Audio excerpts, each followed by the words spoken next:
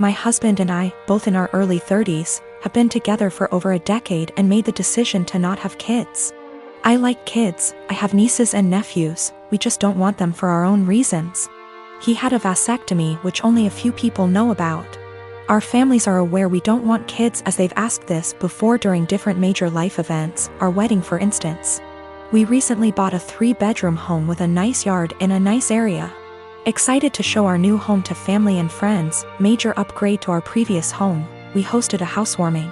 During the party, one of my sibling-in-laws, Alex, made a few indirect comments about all this space. And kids would love it in our house, etc. Eventually they asked point blank when we were having kids.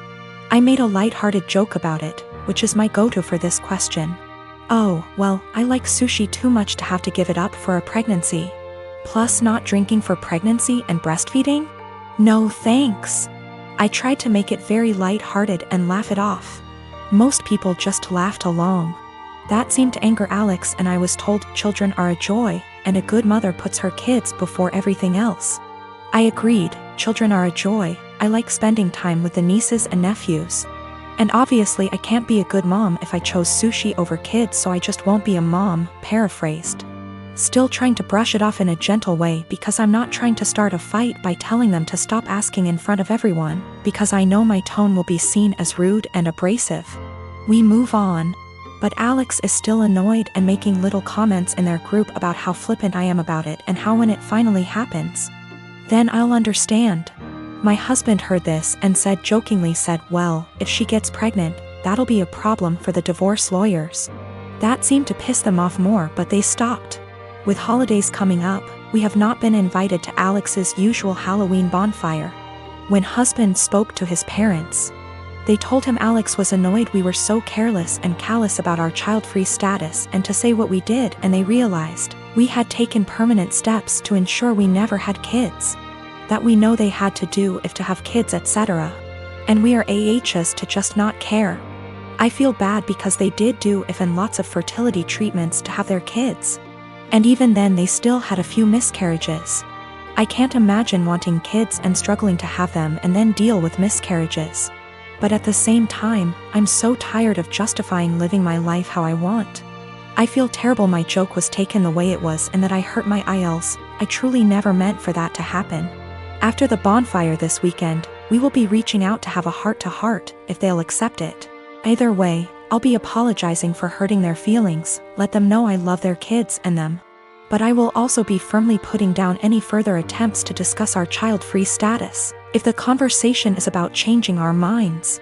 I have not told them our reasons for being child-free, so I think perhaps if they are willing to listen, I'll explain them and hopefully the conversation can be constructive. My girlfriend, Rose, and I have been together for 4 years, and she is 5 months pregnant with our first child. My mom seemed to really like Rose, or at the very least tolerated her, but after we announced that we were expecting, something definitely switched in her. She has become extremely rude and disrespectful towards my girlfriend. She makes passive-aggressive comments at every chance she gets. I've had to take a step back from my mother until she fixes her behavior. Rose had gone to visit her family who lives far out of town. It was a very last-minute trip, and she drove herself to the destination and back. Unfortunately, at around 6 p.m., her car broke down and she was forced to pull over. Fortunately, my brother, Chris, who's great with cars and lives about an hour and 1/2 from where Rose was stranded, was willing to pick her up and sorted everything out. I was out of the country, so I'm grateful that my brother sorted everything out for her. Chris moved back in with my mom about a year ago. Obviously, the situation wasn't the best, especially considering the tension between Rose and my mom that exists for no particular reason. But I hoped my mom could put her pettiness aside for at least a night. It was too late for Chris to drive Rose back home, so my brother told her that he would drive her back tomorrow morning.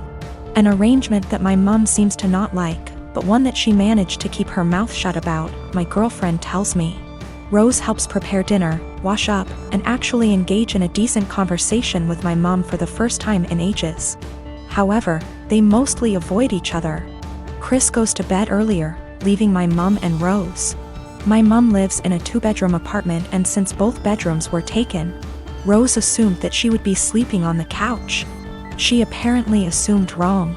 My mom gives Rose the thinnest blanket ever and basically screams at her, telling her that she has to sleep on the floor to not ruin her couch. She tells Rose to make do with the pillows on the couch and the blanket that provides zero warmth. Rose thought about protesting, but ultimately decided against it.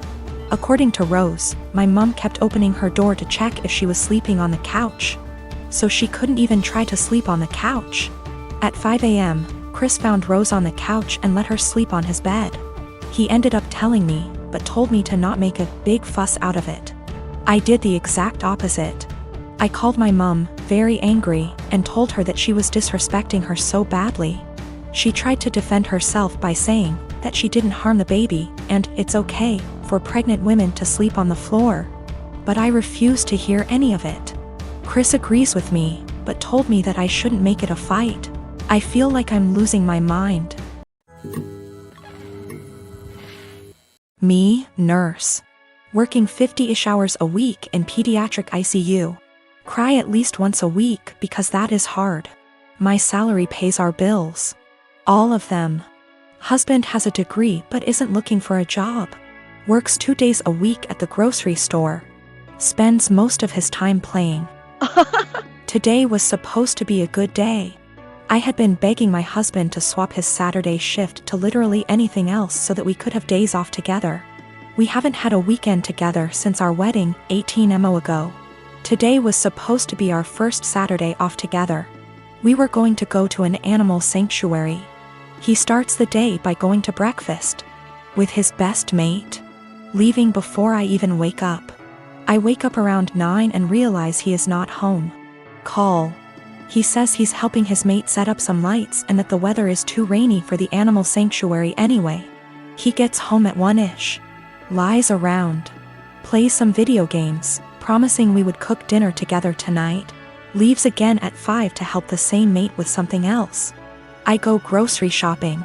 I don't drive because of medical issues, but I walk there and back in the rain. I get home, realize I've left my keys inside. Call husband, knowing he's 5 minutes away. He says he will leave in a minute. I sit in the rain and the cold, southern hemisphere. 45 minutes later, I call again. He hasn't left yet. He finally agrees to come and let me in the house, so he drives up, presses the clicker to let me in the garage and leaves again. At 10, I called to see where he is. His friend answers. Says he is driving out to do something an hour away. It's 10:30. I am going to bed. I have sent him a TXT that I am upset and don't want to speak to him tonight and would rather he left me alone. As far as I am concerned, if he can't value me more than his best mate on the first day off he and I have shared in a year and a half, he can go sleep in his bed instead. By the way, his friend doesn't work, so they hang out all the time when I am at work. He is going to be upset. And he is going to tell his mate and his mate is going to tell him I'm being I am 26. We weren't always like this. I don't know what changed. I'm fairly confident he's not having an affair, and I fully intend on talking this through, but at a time that isn't 4 a.m. My sister is severely autistic. She requires attention almost 24/7 and cannot be left alone. She is nonverbal and cannot take care of herself at all. Despite the fact that she is only 12, she is extremely destructive and violent and destroys anything she gets her hands on. I hate her. That should be wrong to say, but it doesn't feel like it.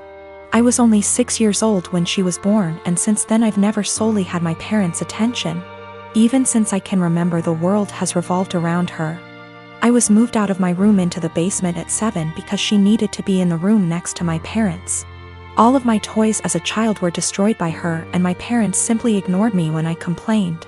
Even when I was 14 and she destroyed a Mac my school gave me, I was in the wrong.